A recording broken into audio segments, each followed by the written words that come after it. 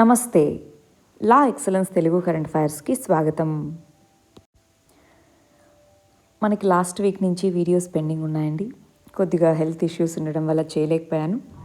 మనకి పెండింగ్ ఏమీ లేకుండా 19th వరకు మనం వీడియోస్ చేస్తున్నాము. 20th నుంచి వీడియోస్ 2 days కలిపి మనం వీడియోస్ రూపంలో అన్ని ఇంపార్టెంట్ ఆర్టికల్స్ని కవర్ చేద్దాము. రైట్? సరే, మరి కొటేషన్తో ఇవాళ వీడియో స్టార్ట్ చేద్దాం. మళ్ళీ ప్రయత్నించాలి. అగైన్ అండ్ అగైన్ ప్రయత్నించే కొద్దీ మనం అనుకున్నటువంటి లక్ష్యాన్ని సాధిస్తాం. అంటే ఒకసారి చేశాము, దాంట్లో సక్సీడ్ అవ్వలేదని చెప్పి దాన్ని వదిలేయకూడదు. అది మన అల్టిమేట్ గోల్ అయితే దానికోసం మళ్ళీ ప్రయత్నించాలి. మన ఫస్ట్ ఇష్యూ గవర్నాన్స్కి సంబంధించింది. గవర్నమెంట్ అనేటటువంటిది ఫార్మ్ లాస్ అంటే అగ్రికల్చర్కి సంబంధించిన 3 చట్టాలని లాస్ట్ ఇయర్ తీసుకొని వచ్చింది. ఆ అగ్రికల్చర్ చట్టాల 3టిని రిపీల్ చేస్తాము అన్నట్టుగా చెప్పడం జరిగింది. మనకి లాస్ట్ ఇయర్ సెప్టెంబర్లో ఈ 3 బిల్స్ని లోక్సభ, రాజ్యసభ పాస్ చేయడం జరిగింది. ఆ పాస్ చేసినప్పటి నుంచి కూడా సెప్టెంబర్ 25th నుంచి చాలా ఫార్మర్ బాడీస్, ఆర్గనైజేషన్స్ అనేటటువంటి ప్రొటెస్ట్ చేస్తున్నాయి. ఎస్పెషలీ పంజాబ్, హర్యానా, యూపీ ప్రాంతాల్లో ఈ ప్రొటెస్ట్లు ఎక్కువగా ఉన్నాయి. ఎందుకని? ఈ అగ్రికల్చరల్ చట్టాల్లో వచ్చేటటువంటి మార్పులు అనేటటువంటివి సౌత్, ఈస్ట్, వెస్ట్ ఈ ప్రాంతాల్లో ఉన్న ఫార్మర్స్ కంటే కూడా నార్త్లో ఉన్నటువంటి ఫార్మర్స్ని ఎక్కువ ఇంపాక్ట్ చేస్తాయి. ఎందుకంటే గవర్నమెంట్ అనేటటువంటి ఎంఎస్పి ధరతో అక్కడ ఉన్నటువంటి రైతుల నుంచి ఎక్కువగా కొనుక్కుంటుంది కాబట్టి వాళ్ళ మీద ఎక్కువగా ఎఫెక్ట్ అనేటటువంటిది ఉంటుంది. మిగిలిన చట్టాలు అందరి మీద ఉన్న ఈ ఒక స్పెసిఫిక్గా ఎంఎస్పి చట్టానికి సంబంధించి ఏపీఎంసీ చట్టాన్ని రిపీల్ చేస్తూ ఏపీఎంసీ దాంట్లో మార్పులు చేస్తూ వచ్చిన చట్టం ఏదైతే ఉందో అది ఎక్కువగా వీళ్ళ మీద ఇంపాక్ట్ ఉంటుంది. కాబట్టి అక్కడ లార్జ్ స్కేల్లో ప్రొటెస్ట్లు అనేటటువంటివి జరిగాయి. మరి రీసెంట్గా యూపీలో లఖీంపూర్ అనే ప్రదేశంలో ప్రొటెస్ట్లు జరగడం, అక్కడ ఫార్మర్స్ చనిపోవడం, ఈ సుప్రీంకోర్టు వివిధ రకాలుగా క్వశ్చన్స్ అడగడము, ఇలాగ వీటన్నిటితో మేము ఆ చట్టాలని రిపీల్ అంటే ఏవైతే చట్టాలు ఉన్నాయో వాటిని తీసేస్తూ ఇంకొక చట్టం చేస్తాము అన్నట్టుగా గవర్నమెంట్ అనేటటువంటిది అనౌన్స్ చేయడం జరిగింది. మరి ఈ కంటెక్స్లో గవర్నాన్స్ మరియు పాలిటీ పాయింట్ ఆఫ్ వ్యూలో ఏదన్నా ఒక చట్టాన్ని చట్టసభలు పాస్ చేస్తున్నాయి అంటే దానికి ప్రొసీజర్ ఏ విధంగా ఫాలో అవ్వాలి, మరి ఆ చట్టాలను వెనక్కి తీసుకునే ప్రొసీజర్ కూడా ఏంటి అన్నది మనం తెలుసుకోవాలా వద్దా? ఎస్, ఇవి 3 కూడా ఆర్డినరీ బిల్స్ని ఎలా పాస్ చేస్తారు ఏంటి అని ఒక్కసారి పాలిటీలో మన యొక్క బేసిక్స్ని రివిజన్ చేసుకోవాలండి. ఆర్డినరీ బిల్ అసలు ఏ సభలో దాన్ని ఇంట్రడ్యూస్ చేయాలి, ఏ మెజారిటీతో దాన్ని పాస్ చేయాలి, ఇవన్నీ ఒకసారి చూసుకోవాలి. అదేవిధంగా దీనికి సంబంధించిన ఇంకొన్ని ఆర్టికల్స్ కూడా ఉన్నాయి.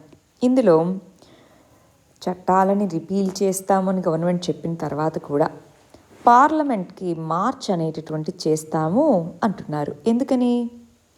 మాట మాత్రమే ఇచ్చింది, అది ఇంకా రిపీల్ చేయలేదు కదా, రిపీల్ చేసేదాకా మా ప్రొటెస్ట్లు అనేటటువంటివి ఆపము అన్నట్టుగా చెప్పడం జరిగింది. రెండోది, ఇప్పుడు ఈ చట్టాలను రిపీల్ చేయడమే కాదు, ఎంఎస్పి అనేటటువంటిది ఏదైతే ఉందో ఆ ఎంఎస్పికి లీగల్ బ్యాకింగ్ కల్పించాలి, అంటే స్టాట్యూటరీ రికగ్నిషన్ ఇవ్వాలి అంటున్నారు. ఎంఎస్పి మినిమం సపోర్ట్ ప్రైస్, కనీస మద్దతు ధర అంటాం. ఈ కనీస మద్దతు ధరకి ఇప్పటి వరకు లీగల్ బ్యాకింగ్ అనేటటువంటిది లేదు. అంటే ఏది ఒక లెజిస్లేషన్ అనేది తీసుకొని వచ్చి దాని ద్వారా దీన్ని గ్యారంటీ ఇవ్వడం అనేది జరగలేదు. ఓన్లీ ఎగ్జిక్యూటివ్ డెసిషన్ మేకింగ్ ద్వారానే ఎంఎస్పిని నిర్ణయించడము, ఫైనలైజ్ చేయడము, దాన్ని అందించడం ఇది జరుగుతుంది.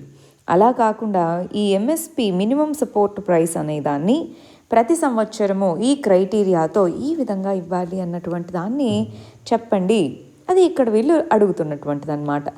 లీగల్ బ్యాకింగ్ అనేటటువంటిది ప్రొవైడ్ చేయండి అన్నట్టుగా ఇక్కడ అడుగుతున్నారు. అది ఇచ్చేంత వరకు మళ్ళీ ఇంకా ప్రొటెస్ట్లు కొనసాగిస్తాము అంటున్నారు. అపోజిషన్ పార్టీ కూడా ఎంఎస్పి అనేటటువంటి దానికి లీగల్ సపోర్ట్ ఇవ్వాలి అన్నట్టుగా గవర్నమెంట్ని అడుగుతూ ఉంది. మరి ఈ కంటెక్స్లో ఎంఎస్పి అంటే ఏంటి, దానికి సంబంధించిన బేసిక్స్ ఏంటో మనం చూడాలి. మినిమం సపోర్ట్ ప్రైస్, కనీస మద్దతు ధర అంటున్నాం. ఎంఎస్పి అంటే ఏంటి? గవర్నమెంట్ అనేటటువంటిది ఫార్మర్స్కి వాళ్ళ యొక్క ప్రైస్ అనేది రెమ్యునరేటివ్గా ఉండేందుకోసం ఒక ఫిక్స్డ్ అమౌంట్ని ఫిక్స్ చేస్తుంది, ప్రైస్ అనేటటువంటిది. సో అది లీగల్లీ గవర్నమెంట్ ప్రతి సంవత్సరం అది ఇవ్వాలి అన్నటువంటి ఆబ్లిగేషన్ ఏమీ లేదు. బట్ జనరల్లీ ఖరీఫ్ మరియు రబీ సీజన్స్ ఆ రెండిటికి ముందు ఎంఎస్పీని అనౌన్స్ చేస్తూ ఉంటుంది. మరి దీనికి సంబంధించి commission for agricultural cost and prices అనేటటువంటి సంస్థ ఏదైతే ఉందో మినిస్ట్రీ ఆఫ్ అగ్రికల్చర్ కింద ఉంటుంది. అది ప్రైసెస్ అనేటటువంటివి వివిధ రకాల ఇన్పుట్ కాస్ట్ వాటన్నిటిని పరిగణలోకి తీసుకొని చెప్తుంది. A2 అంటారు, ఓవరాల్గా ఇన్పుట్ కాస్ట్ ఎంతైంది. FL ఫ్యామిలీ లేబర్ అసలు ఎంతైంది. C2 అని అంటాం. ఈ రెండింటిని కలిపి ఓవరాల్గా మనకి ఎంత కాస్ట్ అయింది అని చెప్పి దీన్ని బేస్ చేసుకొని CACP అనేటటువంటిది MSP ఎంత ఉండాలి అన్నది మనకి సజెస్ట్ చేస్తుంది. ఆ సజెస్టెడ్ అమౌంట్ని బేస్ చేసుకొని cabinet committee on economic affairs అనేటటువంటిది ఫైనలైజ్ చేస్తుంది ఎంత MSP ఉండాలి అని. కానీ ఇప్పుడు ఫార్మర్స్ ఏమంటున్నారంటే, ఇప్పుడు ఈ 3 అగ్రికల్చరల్ చట్టాలతో ఉన్నటువంటి సేఫ్టీ ప్రొవిజన్స్ని మీరు తీసేయాలనుకున్నారు. MSP అనేది ఇప్పుడు ఉంది కదా, మరి ఒకవేళ మీరు దాన్ని ఫ్యూచర్లో తీసేస్తే అది ఎగ్జిక్యూటివ్ డెసిషన్ మీదే ఆధారపడింది. ఏ చట్టము దానికి సపోర్ట్గా లేదు. అందుకని దానికి లీగల్ బ్యాకింగ్ కావాలి అన్నట్టుగా గవర్నమెంట్ని ఫార్మర్స్ అడుగుతూ ఉన్నారు. మరి ఈ అగ్రికల్చరల్ చట్టాలను రిపీల్ చేయబడ్డం జరిగిందన్నాం కదా, ఒకసారి వీలైతే ఆ చట్టాలు ఏంటి, ఆ 3 చట్టాలు ఏంటి, వాటికి సంబంధించిన విషయాలు ఏంటి ఒకసారి చూస్తారా అండి. దానికి ఎందుకు రిపీల్ చేయడం జరిగింది ఇవన్నిటి మీదను మనం మంచి వీడియో అనేది చేస్తున్నాము మన ఛానల్లో, వీలైతే అది ఒకసారి చూసుకోండి. ఈ ఆర్టికల్ కూడా ఫార్మర్స్ ప్రొటెస్ట్ దానికి సంబంధించింది. సరే, గవర్నమెంట్ ఇప్పుడు రిపీల్ అనేటటువంటి చేస్తామని అనౌన్స్ చేసింది కదా 3 ఫార్ములాస్ని. నెక్స్ట్ స్టెప్ ఏంటి, ఈ ఎడిటోరియల్లో మరి ప్రొటెస్ట్లు అనేటటువంటి విత్డ్రా చేసుకోవాలి. గవర్నమెంట్ వివిధ రకాల ఫార్మర్ గ్రూప్స్ అనేవి కలిసి కన్సల్టేషన్స్ ద్వారా ఏ విధంగా అగ్రికల్చర్ సెక్టార్లో రిఫార్మ్స్ తీసుకొని రావాలో చూడాలి అంటున్నారు. అంటే దీని మీనింగ్ అండి, అగ్రికల్చర్ సెక్టార్లో ప్రాబ్లమ్స్ అయితే ఉన్నాయి, వాటిలో కొన్నిటిని అడ్రస్ చేసేందుకోసమే అగ్రికల్చరల్ చట్టాలు తీసుకొచ్చారు. అగ్రికల్చర్ చట్టాల్లో తీసుకుని వచ్చిన ప్రొవిజన్స్ అన్నీ కూడా ఫార్మర్స్కి నష్టాన్ని కలిగిస్తాయని లేవు, కొన్ని మంచివి కూడా ఉన్నాయి. మరి అటువంటి కంటెక్స్లో అప్పుడు ఆ 3ని రిపీల్ చేశారు. మరి ఏ విధంగా దీంట్లో ఉన్నటువంటి ప్రోగ్రెసివ్ మెజర్స్ ఏవైతే ఉంటాయో వాటిని ముందుకు తీసుకెళ్ళాలి. అందుకని అగ్రికల్చర్ సెక్టార్లో ప్రాబ్లమ్స్ ఏమున్నాయి అన్నది ఐడెంటిఫై చేయడము, వాటికి సంబంధించి రిఫార్మ్స్ అనేటటువంటివి తీసుకొని రావడము, ఆ రిఫార్మ్స్ అనేటటువంటి వాటిని ఒక చట్టం రూపంలో తీసుకొని రావాలి అంటే లెజిస్లేటివ్ ప్రాసెస్ ఏదైతే ఫాలో అవ్వాలో దాన్ని ఫాలో అవ్వడం, ఇవన్నీ చేయాలి. ఎందుకంటే ఈ ఫార్మర్ చట్టాలకు సంబంధించి పాస్ చేసేటప్పుడు ప్రేయర్ కన్సల్టేషన్ అనేది ప్రాపర్గా జరగలేదు. సో అందుకని లెజిస్లేటివ్ కన్సల్టేషన్ ప్రాసెస్ మొత్తం మేబీ డిలే అయి ఉండేది. కానీ ఇంత ప్రొటెస్ట్, ఇంత నెగిటివ్ ప్రచారం అనేటటువంటిది అయితే అయి ఉండేది కాదు కదా. సో ఆ కన్సల్టేషన్స్ అనే వాటిని స్ట్రెంగ్తెన్ చేసుకోవాలి. అగ్రికల్చర్ సెక్టార్ ప్రాబ్లమ్స్ని ఐడెంటిఫై చేసుకోవడము, రిఫార్మ్స్ అనేటటువంటి వాటిని ఇంట్రడ్యూస్ చేసుకోవడము, వాటికి లెజిస్లేటివ్ కన్సల్టేషన్స్ తీసుకొని రావడము, ఇవి ఇంపార్టెంట్గా చేయాలి అన్నట్టుగా చెప్తున్నారు ఇక్కడ. నెక్స్ట్ ఇష్యూ గవర్నెన్స్కి సంబంధించినటువంటిది. ఒడిస్సా రాష్ట్రంలో 21 లాంగ్వేజెస్తో, ట్రైబల్ లాంగ్వేజెస్ ఎస్పెషలీ వాటిలో టీచ్ చేయడానికి 3000 మంది టీచర్స్కి ట్రైనింగ్ అనేది ఇవ్వడం జరిగింది అంటున్నారు. మనకి నేషనల్ ఎడ్యుకేషన్ పాలసీ 2020 అనేటటువంటిది ప్రైమరీ ఎడ్యుకేషన్కి సంబంధించి క్లాసెస్ అనేటటువంటి పిల్లలకి వాళ్ళ యొక్క మదర్ టంగ్లో చెప్తే వాళ్ళ యొక్క లెర్నింగ్ క్యాపబిలిటీస్ ఇవి పెరుగుతాయి. కాబట్టి రాష్ట్రాలన్నీ కూడా మరి పిల్లలకి మదర్ టంగ్లో క్లాసెస్ చెప్పే విధంగా చర్యలు తీసుకోవాలి అన్నారు. మరి ఒడిస్సా అనేటటువంటి దాంట్లో ఎస్పెషలీ కోరాపుట్ ఈ ప్రాంతంలో ట్రైబల్ లాంగ్వేజెస్ అనేటటువంటి మాట్లాడే వాళ్ళు ఎక్కువ మంది. మరి వాళ్ళకు ఉన్నటువంటి ప్రాబ్లమ్స్ ఏంటి, అయితే ఒడియాలో లేదా హిందీ లేదా ఇంగ్లీష్ వీటిలోనే ఉన్నాయి. సో అలా కాకుండా మరి వాళ్ళ యొక్క లోకల్ లాంగ్వేజెస్లో టీచ్ చేసేందుకోసం ఓవరాల్గా 21 భాషల్లో ప్రైమరీ ఎడ్యుకేషన్ అనేటటువంటి దాన్ని తీసుకొని వచ్చేందుకు ప్రైమరీ క్లాసెస్కి 74 డయాలెక్ట్స్లో టీచర్స్ని ముందు ట్రైన్ చేయాలి కదా. టీచర్స్ని ట్రైన్ చేశారు, వీటిని లాంచ్ చేయబోతున్నాం అంటున్నారు. ఇది ఒక ఇంపార్టెంట్ స్టెప్ అండి. ఎందుకంటే ఎంతోమంది ఆదివాసీ చిల్డ్రన్ మరియు మిగిలిన వాళ్ళు స్కూల్ డ్రాప్అవుట్స్గా మారడానికి రీజన్ ఏంటి, వాళ్ళకి అర్థం కాదు. వాళ్ళు ఇంటి దగ్గర మాట్లాడే భాష వేరు, స్కూల్లో వాళ్ళకి టీచ్ చేసే భాష వేరు. మనం ఎప్పుడూ కూడా మన మదర్ టంగ్లో, అంటే ఇంగ్లీష్ భాష నేర్చుకోవద్దని కాదు, బట్ మదర్ టంగ్లో ఎస్పెషల్లీ ప్రైమరీ ఎడ్యుకేషన్ వరకు కనుక ఉంటే అది మనకి basics, conceptual clarity, imaginative thinking ఇవన్నీ బాగుంటాయి, రైట్. నెక్స్ట్ ఇష్యూ సెక్యూరిటీ ఇష్యూస్కి సంబంధించింది. ఇండిజినస్ చాపర్స్ మరియు డ్రోన్స్ అనేటటువంటి వాటిని ఆర్మ్డ్ ఫోర్సెస్కి హ్యాండ్ ఓవర్ చేయడం జరిగింది అని చెప్తున్నారు. రీసెంట్గా చూడండి, మనకి సైనిక్ స్కూల్స్లో గర్ల్స్కి అడ్మిషన్ ఉండేది కాదు. ఇప్పుడు ఈ సెషన్ నుంచి 33 సైనిక్ స్కూల్స్లో మరి గర్ల్స్కి కూడా అడ్మిషన్స్ చేసుకుంటున్నాము అన్నట్టుగా చెప్పడము. రెండవది LCH లైట్ కంబాట్ హెలికాప్టర్ అనేటటువంటి వాటిని డిప్లాయ్ చేయడం, ఇండిజినస్గా తయారు చేయబడినటువంటి లైట్ కంబాట్ హెలికాప్టర్స్ అనేటటువంటి వాటిని ఇండియన్ నేవీ, ఇండియన్ ఆర్మీ వీళ్ళందరూ కూడా డ్రోన్స్ వీటన్నిటినీ కూడా అందజేయడం జరిగింది అంటున్నారు. మనం ఇక్కడ గమనించాల్సింది డిఫెన్స్ రంగంలో ఇండిజినైజేషన్ అంటున్నాం. ఈ డిఫెన్స్ రంగంలో ఇండిజినైజేషన్ యొక్క రోలు, ఆ ఇండిజినైజేషన్ అనేటటువంటిది పెరుగుతూ ఉంది. ఆ పెరుగుతున్నటువంటి ఇండిజినైజేషన్, దానికి సంబంధించి గవర్నమెంట్ తీసుకుంటున్న చర్యలు ఇవి ఇంపార్టెంట్ అండి. మనం గమనించి చూస్తే LCA Tejas light combat air craft, ఇది లైట్ కంబాట్ హెలికాప్టర్, ఇది వేరండి. Light combat helicopters, light combat air crafts ఇలాంటివి ఇండిజినస్గా తయారు చేసుకోవడం అనేటటువంటిది వన్ ఆఫ్ ది ఇంపార్టెంట్ అచీవ్మెంట్స్గా మనం చెప్పుకోవచ్చు, రైట్. వీటిని ఇండియన్ నేవీ మరియు ఎయిర్ ఫోర్స్కి అందించడం జరిగింది అన్నట్టుగా చెప్తున్నారు. నెక్స్ట్ ఇష్యూ పాలిటిక్స్ సంబంధించింది.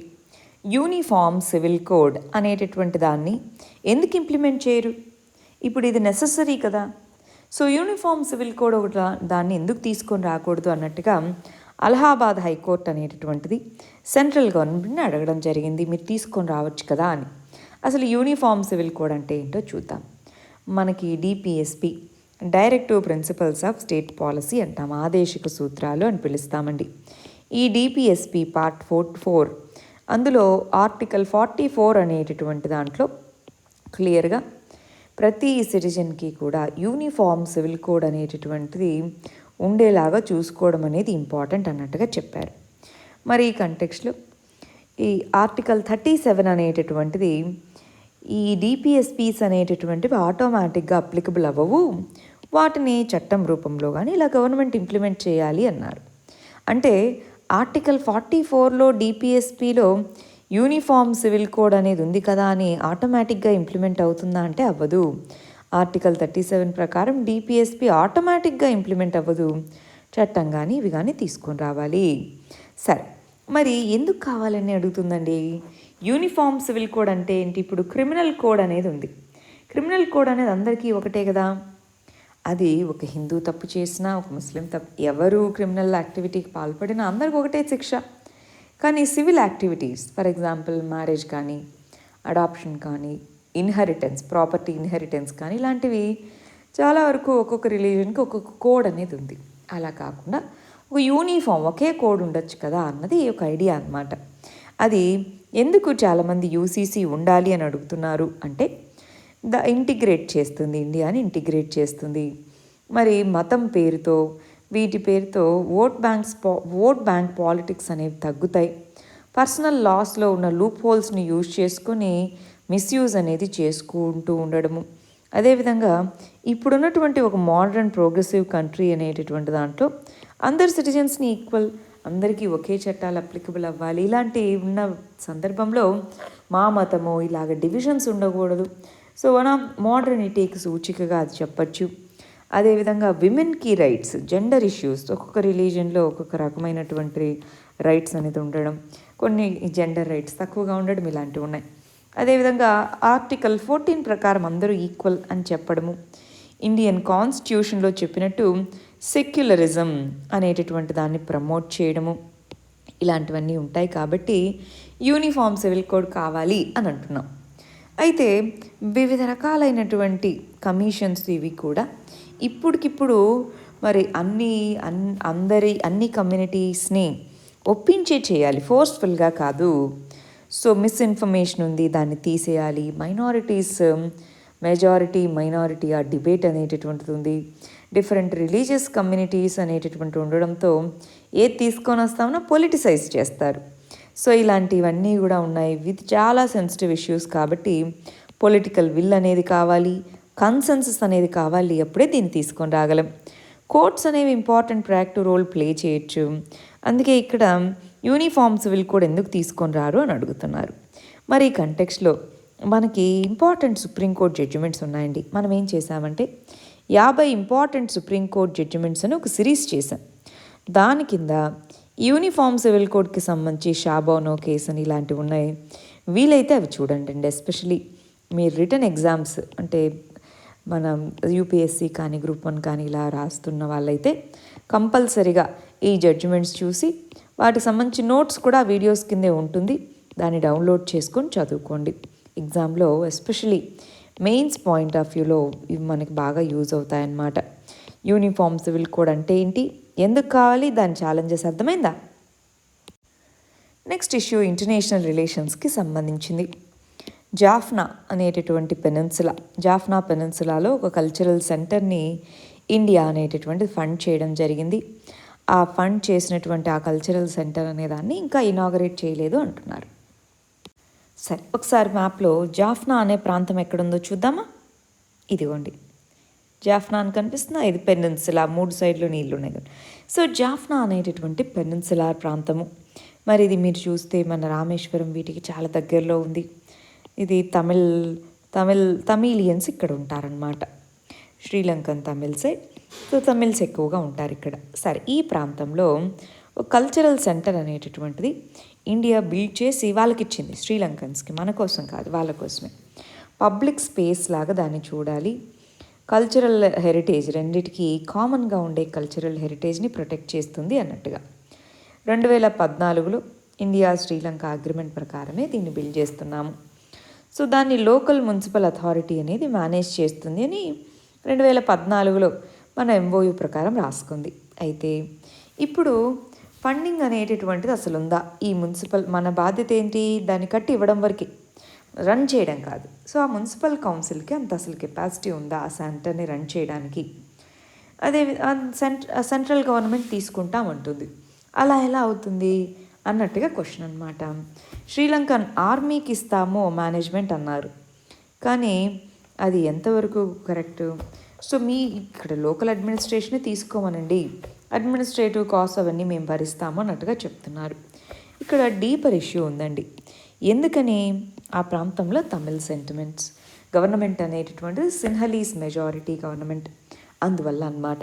సో ఒకసారి ఇండియా శ్రీలంక రిలేషన్స్ అనేటటువంటి బ్యాక్గ్రౌండ్ మనకు తెలిస్తే, ఎప్పుడైనా సరే మీరు ఇంటర్నేషనల్ రిలేషన్స్ అనేటటువంటి టాపిక్ గురించి చదివేటప్పుడు బ్యాక్గ్రౌండ్ అనేటటువంటి తెలిస్తే చాలా బాగా అర్థమవుతుందన్నమాట. వీలైతే దీని గురించి చాలాసార్లు మనం చదువున్నాము. ఒకవేళ మీకు తెలియదు అనుకుంటే ఇండియా శ్రీలంక రిలేషన్స్ అని మన ఛానల్లో ఇంటర్నేషనల్ రిలేషన్స్ అన్నటువంటి ప్లేలిస్ట్లో ఉంది, అదొక్కసారి చూడండి. రైట్, నెక్స్ట్ ఇష్యూ ఎకానమీకి సంబంధించినటువంటిది. దేవస్ అనేటటువంటి మల్టీమీడియా కంపెనీ అనేటటువంటిది మన యొక్క డిపార్ట్మెంట్ ఆఫ్ స్పేస్ అనేటటువంటి ఈ ఆర్గనైజేషన్ ఏదైతే ఉందో దాని కింద ఉండే యాంథ్రిక్స్ అనేటటువంటి కార్పొరేషన్ ఉంటుంది. డిపార్ట్మెంట్ ఆఫ్ స్పేస్ కింద యాంథ్రిక్స్ కార్పొరేషన్, దాంతో ఈ దేవస్ అనే మల్టీమీడియా కంపెనీ ఒక అగ్రిమెంట్ చేసుకుంది. ఏమని? స్పేస్ లాంచెస్ మనం చేసినప్పుడు ఆ శాటిలైట్స్ నుంచి వచ్చేటటువంటి ఎస్ బ్యాండ్ స్పెక్ట్రమ్ ఏదైతే ఉంటుందో అది యాంథ్రిక్స్ అనేది ఈ మల్టీమీడియా కంపెనీకి ఇస్తుంది అని. అయితే ఇక్కడ ఏదో కుంభకోణం జరిగింది, స్కామ్ జరిగింది అన్నారు.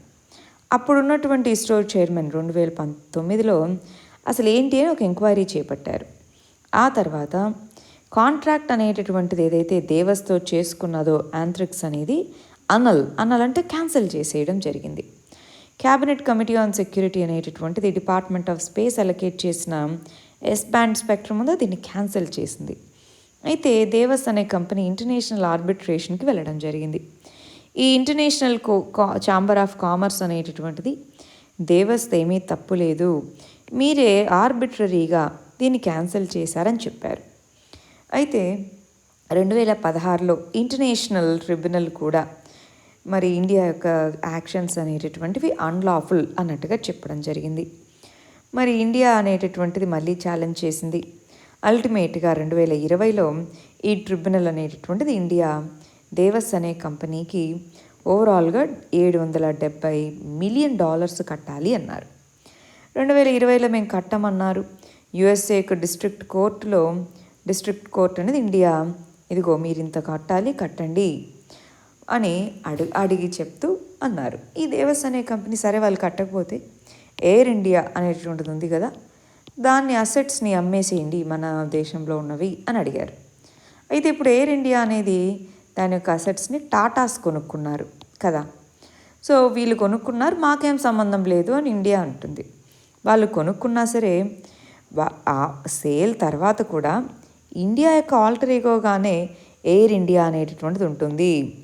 సో ఖచ్చితంగా మీరు ఈ కంపెన్సేషన్ చెల్లించాల్సిందే అన్నట్టుగా అడుగుతున్నారు. అంటే అగ్రిమెంట్ చేసుకొని దాని నుంచి వెనక్కి వెళ్ళినందుకు గాను ప్లస్ ఇన్ని సంవత్సరాల లిటిగేషన్కి ఎంతో కాస్ట్ అయి ఉంటుంది కదా, ఆ కాస్ట్ రికవరీ గురించి వీళ్ళు ఇక్కడ అడుగుతున్నారన్నమాట. నెక్స్ట్ ఇష్యూ ఎకానమీకి సంబంధించింది. 600కి పైగా ఇల్లీగల్ లోన్ యాప్స్ అనేటటువంటివి ఇండియాలో ఆపరేట్ అవుతున్నాయి అన్నట్టుగా చెప్పడం జరిగింది. మనకు గుర్తుంటే లాస్ట్ ఇయర్ ఇలాంటి లోన్ యాప్స్ అనేటటువంటివి చాలా న్యూస్లో వచ్చాయి. చాలామందిని డెట్ ట్రాప్లోకి విరికిస్తున్నాయి, కొంతమంది యొక్క ఇన్ఫర్మేషన్ని తీసేసుకుంటున్నాయి, ఇలాంటి కంప్లైంట్స్ ఉన్నాయవునా. సో అందుకే ఆర్బీఐ వర్కింగ్ గ్రూప్ అనేది రీసెంట్గా ఇచ్చిన రిపోర్ట్లో 600కి పైగా ఇలాంటి apps, illegal apps, digital lending అనేవి చేపడుతున్నాయి అంటున్నారు. మామూలుగా బ్యాంక్స్కి సంబంధించిన యాప్స్ ఉంటాయి, అవి కాదండి ఇక్కడ ప్రైవేట్ యాప్స్ అనేటటువంటి వాటిని ఎవరూ రెగ్యులేట్ చేయరు. సో వాటి నుంచి మనీ తెచ్చుకున్నా అవి మన దగ్గర నుంచి ఎంత ఇంట్రెస్ట్ రేట్తో వడ్డీతో రాబడుతున్నా ఆర్బీఐ చర్యలు తీసుకోలేదు, ఎందుకంటే వాటిని అసలు రిజిస్టర్ అవ్వలేదు కాబట్టి. కానీ ఇలాంటి లోన్ యాప్స్ మీద వివిధ రాష్ట్రాల నుంచి కంప్లైంట్స్ అనేటటువంటివి రిజిస్టర్ అవ్వడం జరిగింది. ఆర్బీఐ కంప్లైంట్స్ పోర్టల్లో సుమారుగా 2562 కంప్లైంట్స్ లాస్ట్ 1 ఇయర్లో నమోదవ్యావి. మోస్ట్లీ మహారాష్ట్ర నుంచి ఉన్నాయి. మరి ఏం చేయాలి? ఇలాంటి ఇల్లీగల్ లోన్ యాప్స్ని ప్లే స్టోర్ ఇలాంటి వీటన్నిటితో కలిసి ఐడెంటిఫై చేసి వాటిని బ్యాన్ చేసే విధంగా రెగ్యులేట్ చేయాలి. నెక్స్ట్ ఇష్యూ సైన్స్ అండ్ టెక్నాలజీకి సంబంధించింది. పాక్స్లోవిడ్ అనేటటువంటి మెడిసిన్ అనేటటువంటిది కరోనా వైరసెస్ని ట్రీట్ చేయడంలో ఒక అడ్వాన్స్మెంట్గా చెప్పచ్చు అంటున్నారు. అసలేంటి ఈ పాక్స్లోవిడ్ అనేటటువంటిది, ఎందుకు ఇది ఒక అడ్వాన్స్మెంట్ అంటున్నాము చూద్దామా ఒకసారి. చూడండి, పాక్స్లోవిడ్ అనేటటువంటిది ఒక యాంటీవైరల్ డ్రగ్. ఓరల్గా అంటే ట్యాబ్లెట్ రూపంలో మనం దీన్ని తీసుకుంటాము. SARS-CoV-2 అనేటటువంటిది ఒక పార్ట్ మన బాడీలోకి ఎంటర్ అయిన తర్వాత వివిధ పార్ట్స్కి అది స్ప్రెడ్ అవ్వకుండా ఇది ఇన్హిబిట్ అడ్డుకుంటుంది. మనకి రిటోనవిర్ అనేటటువంటిది పాక్స్లోవిడ్ అనేటటువంటి దాన్ని హ్యూమన్ బాడీలో లాంగ్ పీరియడ్ ఆఫ్ టైం వరకు ఉంచి ఈ వైరస్కి ఎగెనిస్ట్గా ఫైట్ చేస్తుంది అన్నట్టుగా చెప్తున్నారు. పాక్స్లోవిడ్ అనేటటువంటి దాన్ని నాన్ హాస్పిటలైజ్డ్ అంటే హాస్పిటల్కి వెళ్లకుండానే సిమ్టమ్స్ కనిపిస్తున్న పీపుల్కే తీసుకునేందుకు ఇది డెవలప్ చేయడం జరిగింది అంటున్నారు. ఈ డ్రగ్ అనేటటువంటిది ప్రాపర్గానే ప్రస్తుతానికి టెస్ట్ చేసినంత వరకు ఇమ్యూన్ రెస్పాన్స్ని ఇస్తుందని, అదేవిధంగా అన్వాక్సినేటెడ్ వ్యాక్సిన్స్ తీసుకొని వాళ్ళలో వీటిలో బెటర్ రిజల్ట్స్ని చూపిస్తుంది అన్నట్టుగా చెప్తున్నారు. అందుకే చాలా కరోనా వైరసెస్కి ఇది ఒక ఇంపార్టెంట్ ఇన్నోవేషన్గా ఆర్ ఇంపార్టెంట్ మెడికేషన్గా చెప్పచ్చు, అది ఇక్కడ చెప్తున్నటువంటిది. మరి దీన్ని ఎవరు డెవలప్ చేయడం జరిగింది? ఫైజర్ అనేటటువంటి కంపెనీ. ఫైజర్ అనే కంపెనీ పాక్స్లోవిడ్ అనేటటువంటి ఓరల్ డ్రగ్ని డెవలప్ చేయడం జరిగింది. టాబ్లెట్స్ అన్నమాట, COVID-19ని ట్రీట్ చేయడం కోసం. నెక్స్ట్ ఇష్యూ పాలిటిక్స్ సంబంధించింది. మనకి రీసెంట్గా కొలీజియం అనేటటువంటిది ట్రాన్స్ఫర్స్ అనేటటువంటి వాటిని రికమెండ్ చేయడం జరిగింది. హైకోర్టు జడ్జెస్ యొక్క ట్రాన్స్ఫర్స్ రికమెండ్ చేసింది. ఆ కంటెక్స్లో మద్రాస్ హైకోర్టు నుంచి నార్త్ ఈస్ట్లో ఉండేటటువంటి స్టేట్స్కి మేఘాలయ హైకోర్టుకి ట్రాన్స్ఫర్ చేయడం ఇలాంటివి కాంట్రవర్షియల్ అయినాయి. ఇప్పుడు హయ్యర్ కోర్టుకి కదా, మరి హయ్యర్ కోర్ట్ నుంచి లోవర్ మెంబర్స్ ఉన్న కోర్టుకి పంపించడం అంటే వాటిని పనిష్మెంట్స్గా చూడాలా, ఇలాంటి క్వశ్చన్స్ అనమాట. ఈ కంటెక్స్లో Union of India versus Sankal Chand Seth అనేటటువంటి కేసులో సుప్రీంకోర్టు అనేటటువంటిది వాళ్ళ కన్సెంట్తోనే, వాళ్ళు ఒప్పుకుంటేనే వాళ్ళని ట్రాన్స్ఫర్ చేయాలా, అలాంటిదేం అవసరం లేదు అని చెప్పింది. SP Gupta versus president of India కేసుతో, దీన్నే ఫస్ట్ జడ్జెస్ కేసు అని కూడా పిలుస్తారు. దాంట్లో ట్రాన్స్ఫర్స్ ఇవన్నీ కూడా లా మినిస్ట్రీ నుంచి ప్రపోజల్స్ అనేటటువంటివి వస్తాయి. అయితే దానికి ప్రెసిడెంట్ ఆఫ్ ఇండియా డిసైడ్ చేస్తే చాలన్నారు. కానీ second judges case, third judges కేసులో CJI plus other judges recommendations ఉండాలి, అంటే కొలీజియం అన్నారు. కానీ ఈ కొలీజియం కూడా ఈ విధమైనటువంటి రికమెండేషన్స్ ఇవి తీసుకుంటే కాంట్రవర్సీస్ వస్తాయి కదా. అంటే ట్రాన్స్ఫర్ ప్రొసీజర్ అనేది ఏదైతే ఉందో అది కొలీజియంనే ఫాలో అవుతున్నాం, అందులో ట్రాన్స్పరెన్సీ అనేటటువంటిది తీసుకొని రావాలి, ఇటువంటి క్రిటిసిజంకి తావు ఇవ్వకుండా ఉండేలాగా చూసుకోవాలి. ఎందుకంటే జ్యుడిషియల్ వ్యవస్థ, జడ్జెస్ మీద ఉండే ట్రస్టే అసలు మనకి జస్టిస్ జరుగుతుందా లేదా అన్న సెన్స్ని ఇస్తుంది. దాని మీద ట్రస్ట్ లేకపోతే ఆ సెన్స్ అనేది ప్రజల్లో ట్రస్ట్ అనేది పోతుంది. నెక్స్ట్ ఇష్యూ ఎన్విరాన్మెంట్కి సంబంధించింది. మనకి United nations climate change conference UNFCCC అన్నాం. ఆ యుఎన్ఎఫ్సిసికి సంబంధించి కోల్, ఇండియా యొక్క కోల్ యూసేజ్ అనేటటువంటి దాని మీద అక్కడ డిస్కషన్ అనేది వచ్చింది. అసలు ఏమైంది ఇంతకీ? COP26 కాన్ఫరెన్స్ ఆఫ్ పార్టీస్ 26 అనేది గ్లాస్గోలో జరిగింది.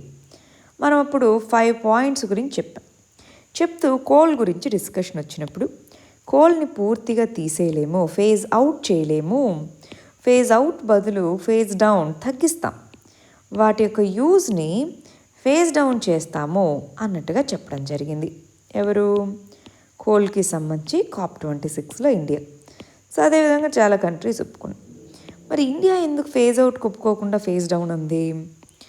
మరి నార్త్ కంట్రీస్ ఏవైతే డెవలప్డ్ కంట్రీస్ ఉన్నాయో వాళ్ళు ఆల్రెడీ ఎన్నో సంవత్సరాలుగా కోల్ ఇవన్నీ వాడి అడ్వాన్స్డ్ టెక్నాలజీస్కి వచ్చేసారు.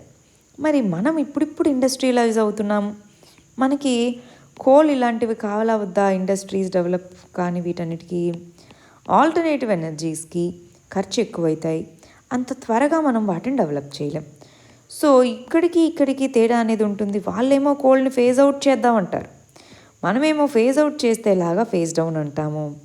అంటే ఇండియా చెప్పడం ఏంటంటే ప్రాక్టికల్గా మనం చూస్తే ఇది పాసిబుల్ అవ్వకపోవచ్చు, అందుకే ఫేజ్ డౌన్ అనేది అయితే ప్రతి కంట్రీ పాసిబుల్గా చేయగలదు, అందుకే దీన్ని గోల్గా పెట్టుకోవాలన్నది ఇండియా యొక్క ఒపీనియన్ అనమాట.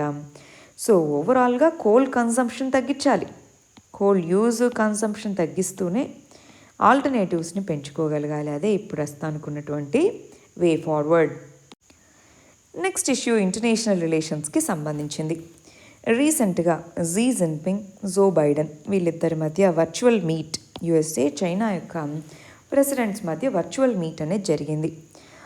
వాళ్ళిద్దరి మధ్య ఎన్నో సంవత్సరాలుగా మన ట్రంప్ ఉన్నప్పుడు అప్పుడు మొదలైనటువంటిది ఇప్పటికీ ఆ ఒక ట్రేడ్ వార్ లాంటిది కంటిన్యూ అవుతూ ఉంది. హెవీ కాంపిటీషన్ అనేది వివిధ రంగాల్లో ఉంది. మరి అటువంటి కంటెక్స్లో వీళ్ళ మీటింగ్ 3 విషయాల మీద జరిగింది. ఒకటి ట్రేడ్ అండ్ టారిఫ్, యుఎస్ఏ అనేటటువంటి చైనా మీద, చైనా యుఎస్ఏ మీద వేసే ట్రేడ్ అండ్ టారిఫ్స్ ఏవైతే ఉన్నాయో వాటిని తగ్గించాలని. తైవాన్ అనేది మాది అని చైనా అంటుంది, లేదు అదొక ఇండిపెండెంట్ దేశం అని యుఎస్ఏ. దానికి సంబంధించి టెక్నాలజీలో చైనా చాలా ముందంజలో ఉంది, కానీ మీరు ఐపీఆర్ వైలేషన్స్ చేసి మేము చేసిన ఇన్నోవేషన్ని మార్చి మీరు వాటిని వాడుకుంటున్నారు యుఎస్ఏ. ఇలా ఈ 3 విషయాల్లో గొడవలు ఉన్నాయి, వాటిని రిజాల్వ్ చేసుకోవడానికి. కానీ ఈ మీటింగ్ అయిపోయిన నెక్స్ట్ డేనే మళ్ళీ తైవాన్ దగ్గర యుఎస్ఏ డ్రిల్స్ చేపట్టడము, ఇలాంటివి చేయడము, ఇవన్నీ చేశాయి. అంటే ఈ మీట్ అనేది ఏ విధంగానూ సబ్స్టాన్షియల్గా మరి రాలేదు. ఎందుకని? ఆ 2 కాంపిటీటర్స్ అండి. యుఎస్ఏ కంటే మించి చైనా యొక్క ఎకానమీ గ్రో అవుతూ ఉంది, టెక్నాలజీ పరంగా చూసినా చైనా అనేది ముందుకెళ్తూ ఉంది. మరి అటువంటి కంటెక్స్లో ఆబ్వియస్గా కాంపిటీషన్ ఉంటుంది, అది కాన్ఫ్లిక్ట్కి దారితీస్తుంది. వీళ్ళిద్దరి యొక్క సమ్మిట్ అనేటటువంటిది ఈ టెన్షన్స్ని తగ్గించడంలోనూ అంత సక్సెస్ఫుల్ అవ్వలేదనే మనం చెప్పచ్చు. నెక్స్ట్ ఇష్యూ ఇంటర్నేషనల్ రిలేషన్స్కి సంబంధించి. రీసెంట్గా పాకిస్తాన్ అనేటటువంటిది ఒక చట్టాన్ని తీసుకొని రావడం జరిగింది.